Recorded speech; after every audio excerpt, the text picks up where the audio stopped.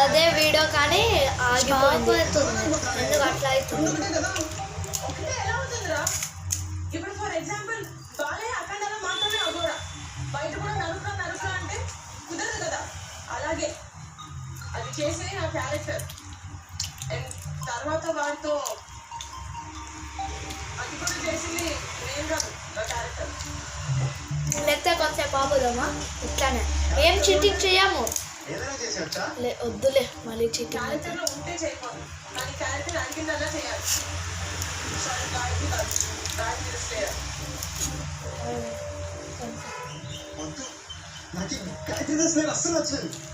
ఏంది చేస్తాం? ఆఫ్ చేయనా? వద్దు. సారీ రా, ఇప్పుడు గాయత్రి రావు ఆపుతాం.